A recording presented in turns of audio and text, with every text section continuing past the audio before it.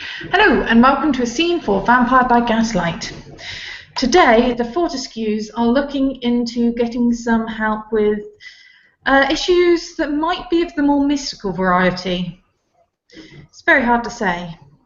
So, not having the greatest of details on how to get hold of Tremere other than Mr. Polka, they remember that Sir Trant may have contact in that area. So Angelique calls up the asylum. And after having been passed from one attendant to another attendant and passed on to actually speak to Sir Trant, they can begin their conversation.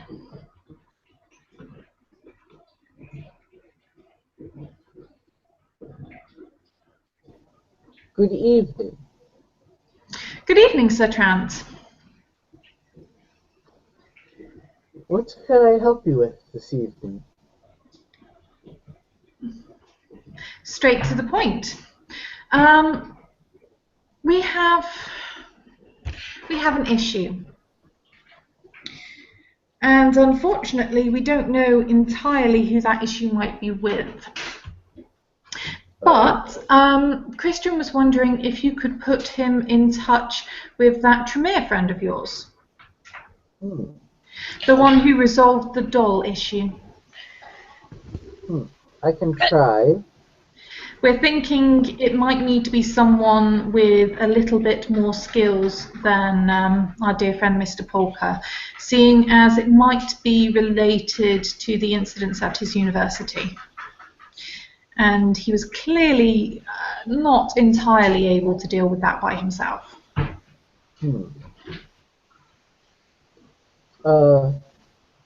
May I ask what is the issue? Since I do have some interest in this investigation myself. I'm sure that Christian will be able to explain more in person. Suffice to say, Joseph had some correspondence that we looked into given his current state. And it is concerning. You can hear the sound of another voice. As Christian says something to Angelique, you can't quite make out because what he's doing is he's standing very close behind her, attempting to also listen to the earpiece, so he can hear what Sir Trant is saying. But it's probably quite annoying to Angelique having someone stand that close to you while you're trying to operate a telephone. But Christian is somewhat of a control freak. Yeah. And while he doesn't know how to operate it himself, he still wants to sort of be in control of the situation. So he's sort of listening, and you hear him say something, and he says to Angelique, "I just need to tell me where, and I'll go straight away." Well, I'll take you to the place where I met her, but I'm not sure she'll be there. Well, anything you can do to expedite the situation would be appreciated. It might be rather urgent. There are 3 people who have already been affected, if this is related to what we think it is. 3? Last count I had, it was 2. Not according to the letters. Oh dear.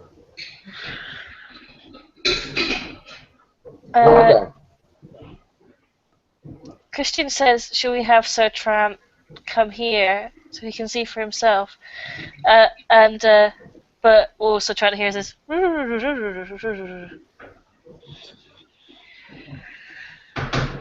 You are quite welcome to come over and discuss the matter, but as I said, the sooner we can get a more mystical expert involved, the better. Well, she's going to have to come here anyway. She or he is going to have to come here anyway because... yeah, you're going to say he. Because I can't... No one can pick up the stone. Your associates will need to come to the house, with or without yourself, whether you meet here or arrange some other meeting place before coming here. But there are some urgent issues. We are concerned about a fire risk. All right. I'll. Why don't I go pick up my associate and I'll bring her to you to meet? Thank you, Sir Trant. We do appreciate the effort. All right. And well, I won't tarry any longer since I might see you later this evening. I'll let you know how I'll expect to see you later this evening. Goodbye.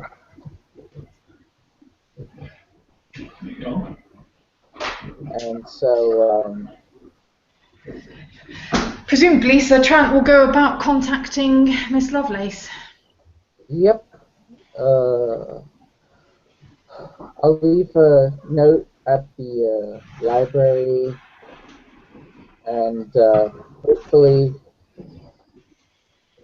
telling her I'm going to look for her at the establishment I saw her at last.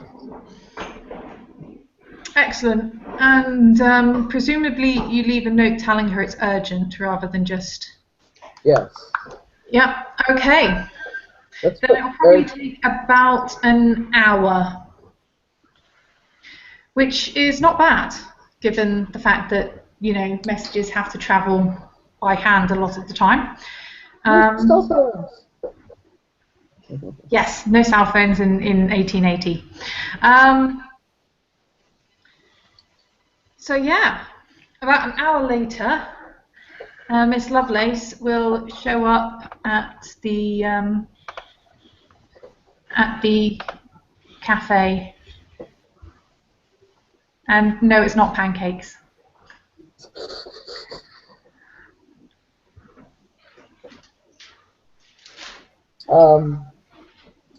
He'll motion her to a seat and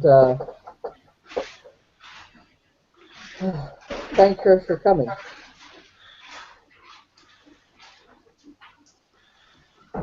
Your note said that the matter was urgent.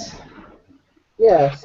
I don't know how much you know of recent events, but do you know anything about the kidnapped girls? I heard something regarding them, yes. Yes. Well, we caught the culprit. It was Dr. Jonas Fortescues. And apparently, yes, that is concerning. Apparently, Christian and I believe Fortescue were going through his belongings and have found something, and they feel they require expert in this area. I see. Given the situation, I can understand the urgency involved.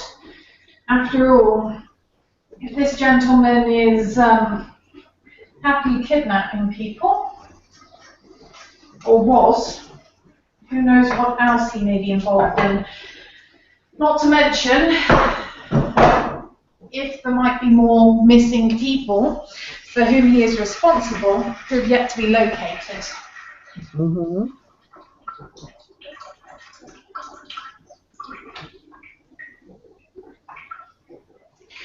Well, I will look into this situation.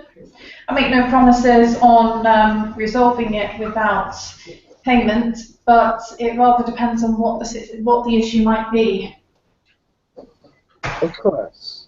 But the Fortescues are,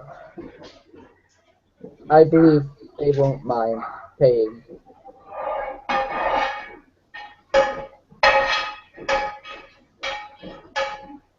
Well, that was good to hear.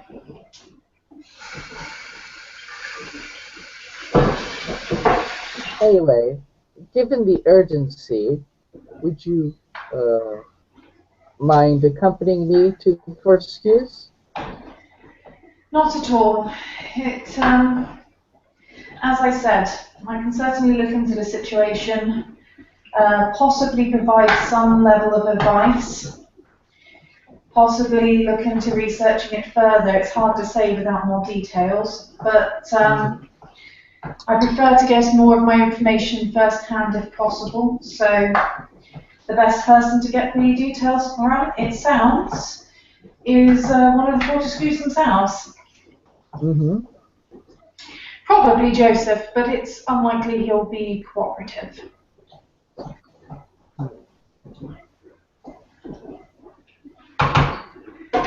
So, with that, he'll get up and motion towards the door. And Miss Lovelace will head towards the door with you.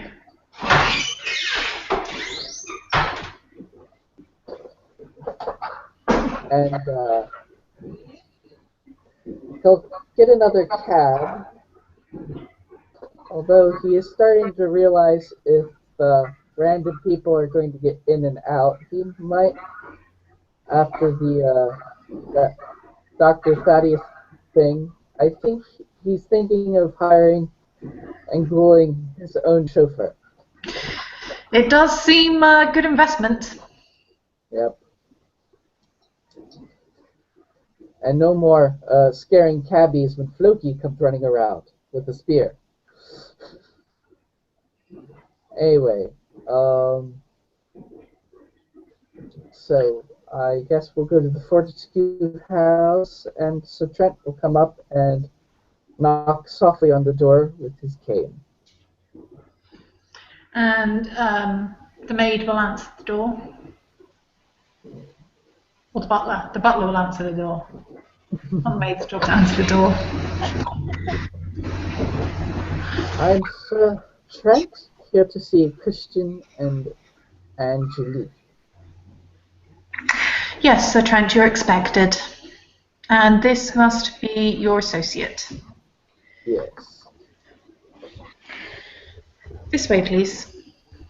And the butler will show the pair of them through to Christian's study. No, to Joseph's study. Yeah, Joseph's study.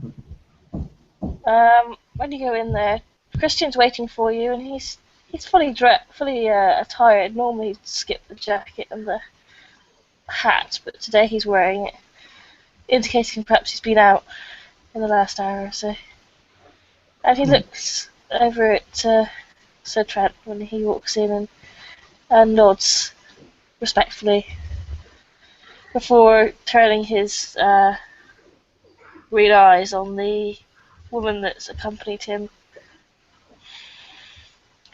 And Christian takes off his hat and he says, he looks a little bit impressed.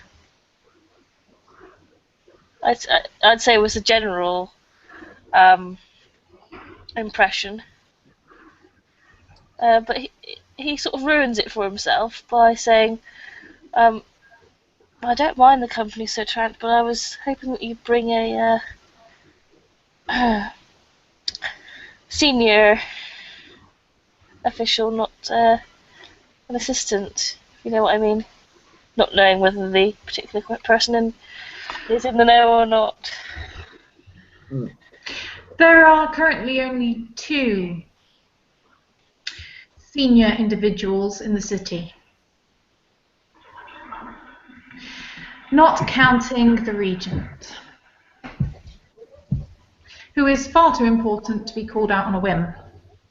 If this is important enough for his attention, I will happily pass the message along. Christian's moustache wrinkles as he pulls one of those faces that you make when you know you've put your foot in it. I take it this is what you called me about? She's looking at the stone. Hmm? And, Yes. He puts his cane out almost. Even though that nobody's moved, he puts his cane out in front of it anyway, and says, "It's capable of burning at an exceptionally hot temperature. I wouldn't recommend touching it." Yes, because my first instinct with an unknown object of mystical significance is to touch it.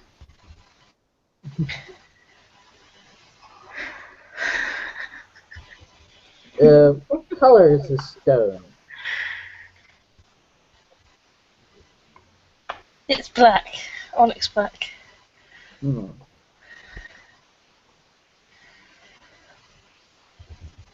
It appears to have a symbol on it, which you can inspect if you get your down close enough to it.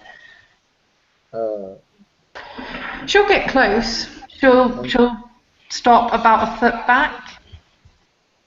And Sir Trent will look around, or travel along, trying to look at the things she looks at. Trying to pick up on what she sees, but probably not seeing the significance. One assumes that Lovelace has academics. Yes, she has academics and occult. She's got rather a lot of She occult. may roll dice. Academics or occult? Academics. Okay. I have one dot of academics. You can try difficulty 8 for you, Sir Trent. I don't imagine it'd be something that Sir Trent would come across this sort of thing before. Okay, so intelligence, academics. Difficulty. Yeah. For Lovelace, it's difficulty 7. No, standard difficulty even, because it would be something that I was just trying to think how often a standard person would come across this sort of scripture, which is not very often. Okay. But if you had the library, then you might have seen it many times before. Probably. If the page will load, there we are. Intelligence, academics, 7 dice.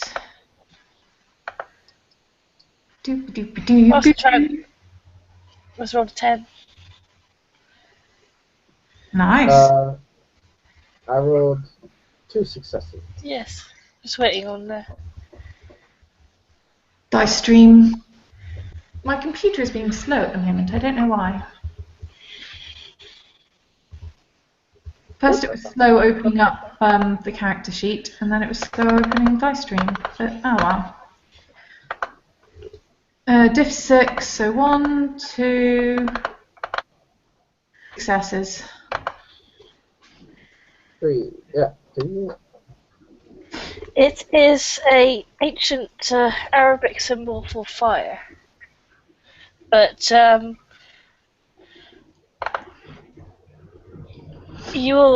Lovelace will know that it was something that the ancient Egyptians used to stop things from rising from the dead. It's because it burns them. But yeah, it's fire bad. This will burn you. Yep, she's going to test this with a piece of paper. And she's going to drop the piece of paper to watch it burn the paper. So Trent is going to say, fire. Is it resting on a rug or is it resting on wood? Or stone? It's resting on stone at the moment. Okay. I was going to say, because if it was resting on a rug, then her theory might be that it only burns things that are dead, and the paper has been made from dead trees. But the wool might have come from lambs that are still alive at the moment. But if it's resting on stone, that's a completely different matter, because that's not things that are dead. You can see there are a few little black marks on the stone, but it doesn't appear to have tried to ignite itself. There's also a little bit of ash around the stone, where Christian burned his glove earlier. But yeah, she'll watch the watch the paper burn, just because she likes to confirm things with her own eyes. It's not that she disbelieves him.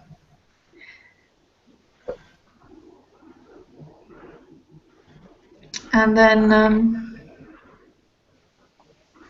surprisingly enough, the symbol is for fire. But that tells me surprisingly little about it, except that it is designed for dealing with the undead, dead and undead. It also gives us the region with which the curse may have come from, because isn't this Aramaic? Yeah, Aramaic. It is, and the curse is ancient Egyptian, but given the research that can be put to use from different areas, that is no guarantee.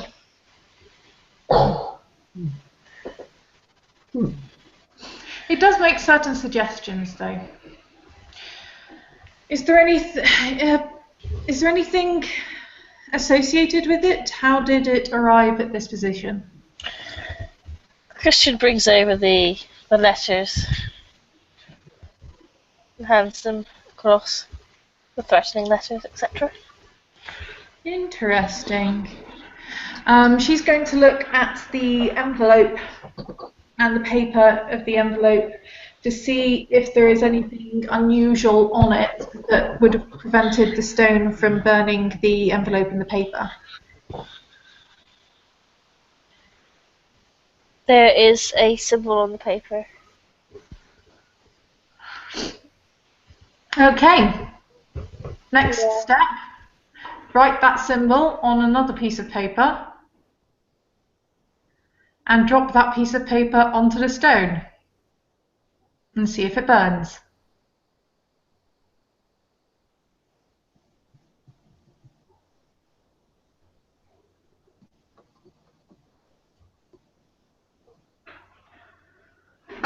Does it burn?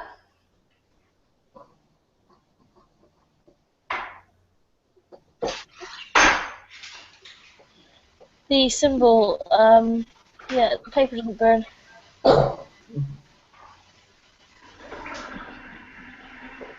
Do either Sir Trant or Christian comment on the fact that this piece of paper didn't burn and the other piece of paper did? So Trent is following your line and has, given the fact that you wrote the symbol, he's going to guess that he's not burning because of the symbol. But he's going to go, interesting.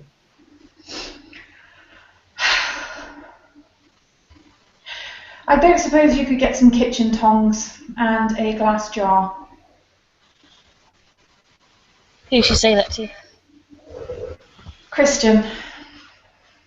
He gives her a look that says, "What am I, your servant?" Give him a look right back, like, I'm here to help you. He's been sort of been looking at her the whole time, like, who is this sort of impetuous woman that I instantly like and instantly hate at once. He goes and gets the jar and hands it to you almost. He doesn't do it stroppily as such, but you can tell that here you are. She's going to inscribe the symbol on the jar, not that glass tends to burn, but just in case. On the lid, Again, not that metal tends to burn that well, but just in case you don't want it distorting. And on the tongs. Before using the tongs to pick up the stone and put it in the jar and seal the jar. Which works.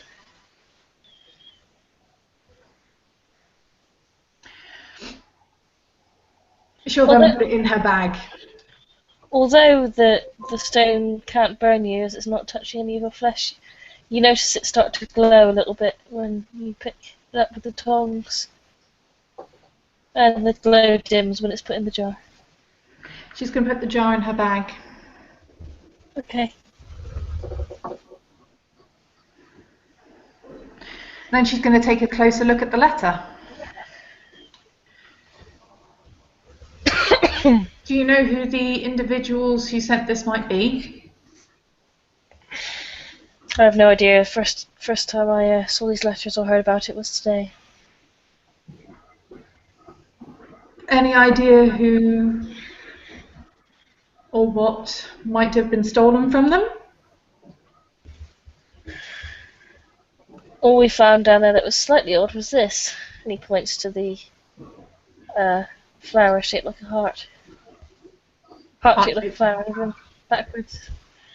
That is quite unusual, but that reminds me of an ability of the blood peculiar to the Zamisi, I believe. Yes. Whereas I don't think that Aramaic is quite their preferred language. Were there any other incidents? The only thought that I had that it may be connected to the deaths of the students at your colleague's university. Yes. Well, this is definitely an interesting puzzle. One thing, the puzzle.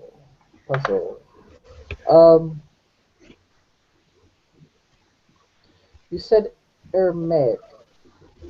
Do we know what clans tend to enjoy that area? I believe the Setites, the Nosferatu, and some rather unusual individuals, and the Assamites. There's some talk of unusual variations upon the regular bloodlines in Africa. I don't know the details. Setites.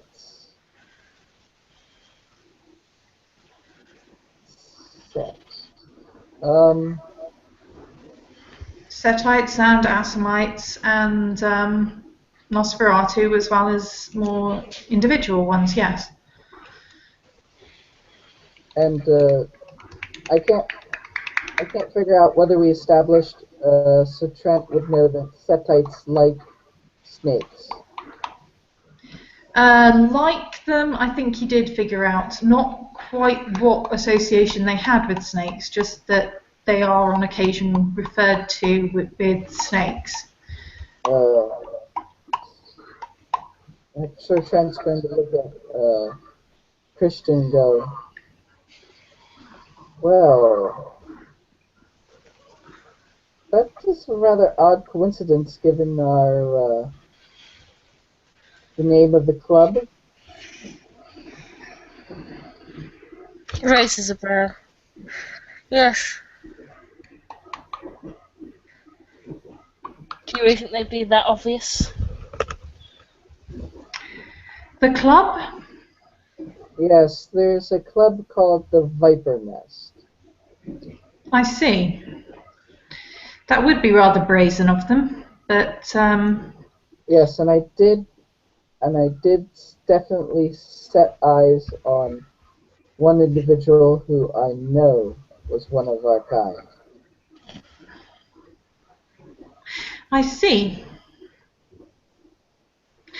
Well, if you can obtain a sample of their blood, I can certainly find out their origins. But whatever their clan, these individuals, to the best of my knowledge, do not seem to have been recognized by the city. At least I have not heard of any kindred setting up a nightclub. Of course, perhaps I'm merely out of the loop.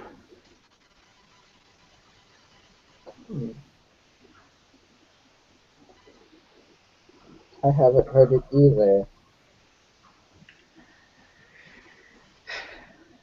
So assuming that this individual is involved in this matter, might be a bit of a stretch, but it certainly gives us someone to look into. The question is what they are after. Because I doubt it is this rather morbid art piece.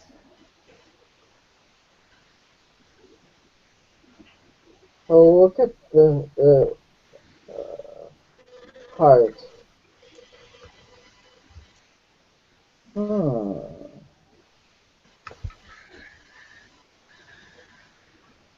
And the predominant color in a heart is? Reddish pink. Uh-huh. But this is not, it's been completely reshaped. It doesn't look round. The funny thing is that I think that Joseph would have appreciated this sort of thing. It seems like someone's gone out of their way to make him a gift. It's one or the other. Either he's seen it and appreciated it and it's taken it from somebody else, or somebody's made it for him, but it's definitely of his taste. Or perhaps he has made it for someone. Possible. It was recently Valentine's Day. Perhaps he made it for someone but was unable to get up the nerve to give it to them. Given the information that could be gathered from this. It's funny, usually I'm the one that's guilty of stealing hearts. He smirks. Yeah, she's just going to give him a deadpan look, like, seriously? You had to make that joke. Does anyone have heart? He did. All specs up? Not currently, not for conversation, because he'd be shouting really loud in my ear. Okay, then no one heard Sir Trent whisper in his breath. Then he's going to come up. I suggest, this might seem a bit extreme, but I would appreciate if you put that under lock and key. I can't say whether it's just a hunch of mine.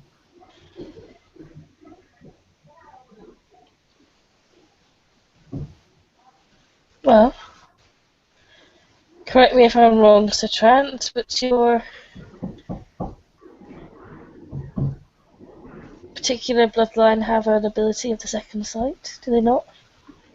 Mm-hmm. Perhaps you could discern for yourself from the object. Or do you not possess that level of power? I.e. aura perception. Not aura perception. Spirit's touch. Mm-hmm. Not spirit's touch, but then again, I will say that I've seen Polka seem to come to, Mr. Polka come to you as if you had that level, but now that you bring it up, this does bring up a question. Is that heart seems in awful good condition, given how long he may have had it. It's in Alrighty. formaldehyde. I can recognise the smell fairly well. It's in formaldehyde.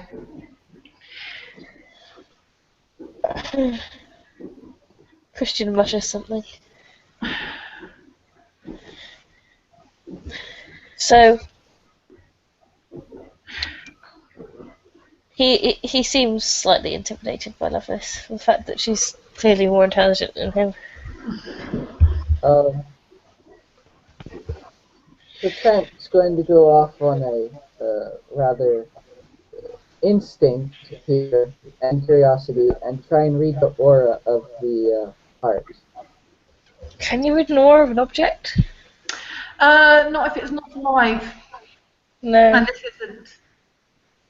Ah, so it's not part of something else, as it were. Not this one. Okay.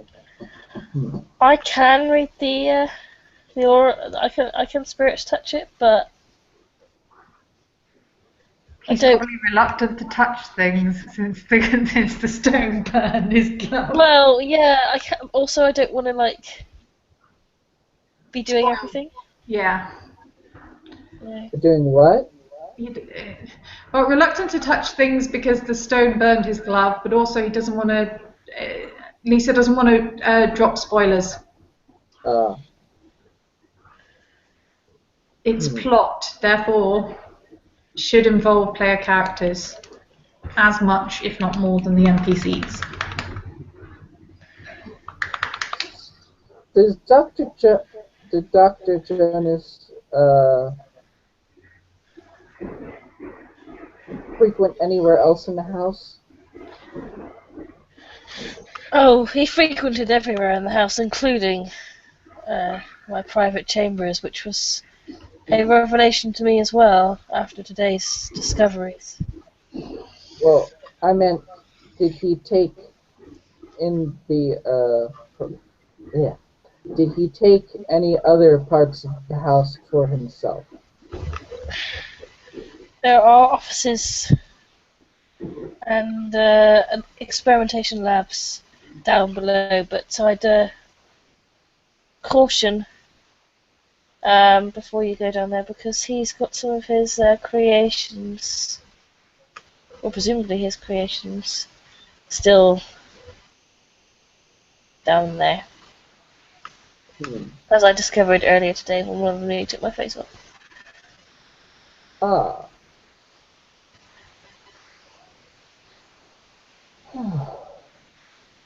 I'm going to say I'd be good at hitting it with the club, but I'm not sure that hurt it much.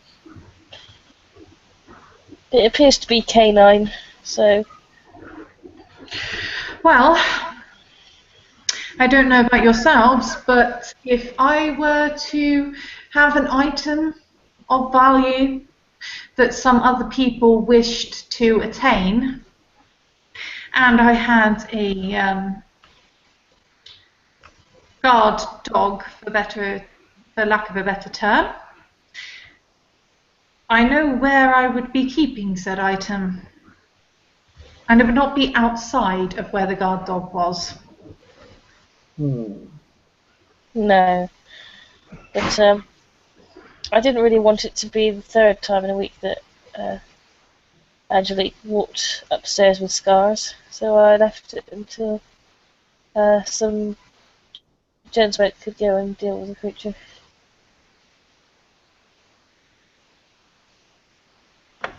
Of course, because I'm sure you are well aware of how much better at the martial arts the gentlemen are than the ladies.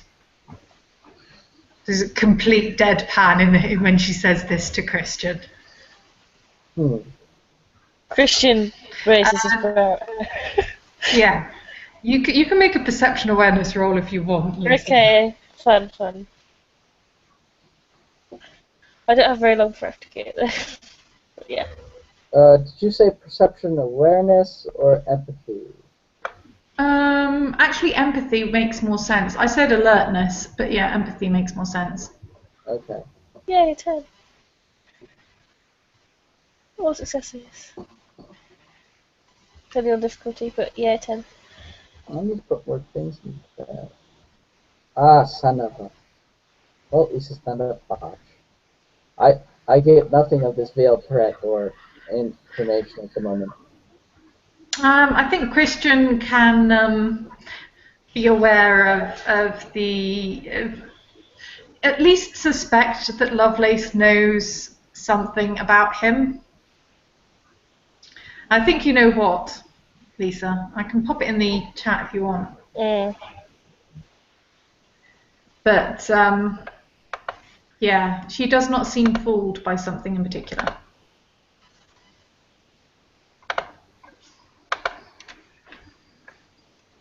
Christian's eyes dip slightly.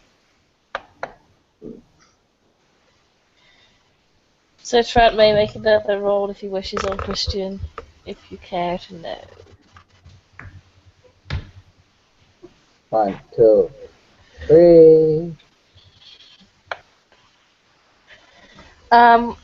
Christian seems to be. Yeah, there's definitely a.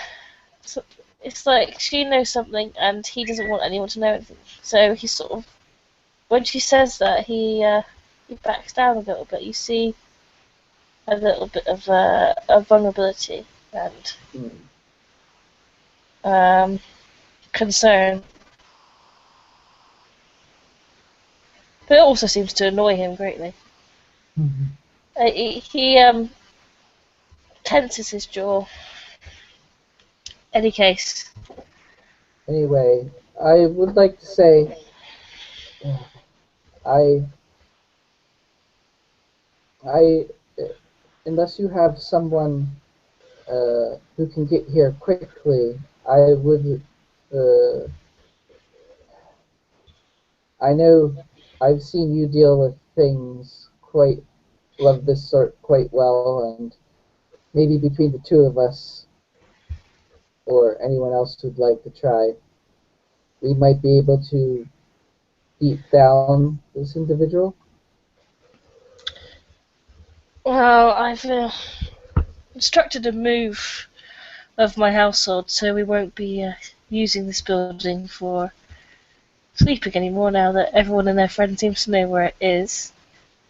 But, and there are, mutated dogs underneath it. But I have called in the sheriff to assist me, but if you wanted to assist me as well, Sir Trent, then I'm not going to say no. I only saw the one creature, but it's possible there may be more. I didn't really keep the door open long enough to have a conversation with the beast about its family tree. Did the sheriff say when he'd be available? He said he'd be along later tonight after he'd done some cleaning up, presumably to do with the sewer incident.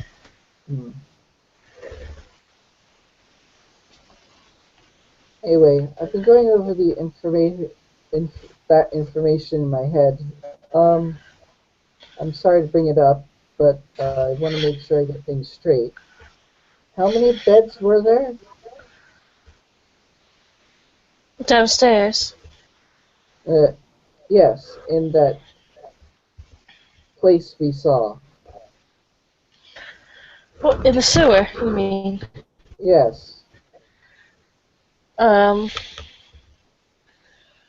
think there probably would have been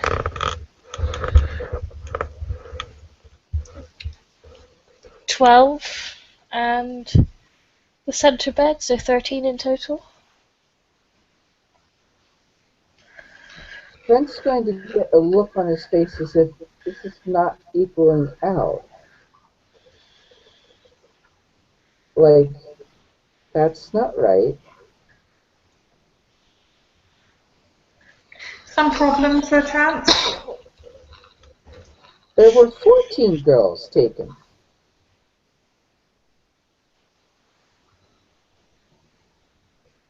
perhaps he dealt with one and got rid of her before replacing her.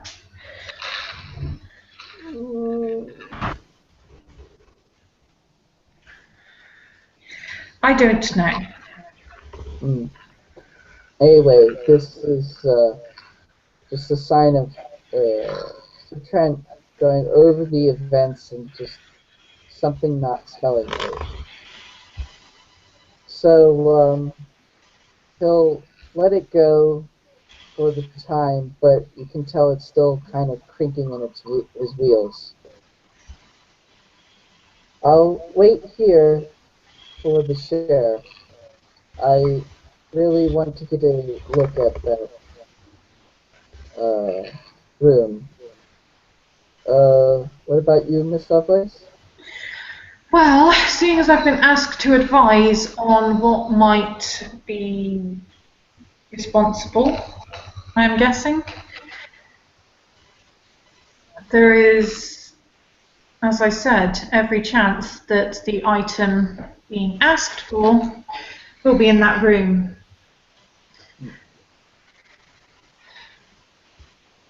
It seems that I shall have to wait as well. Delightful.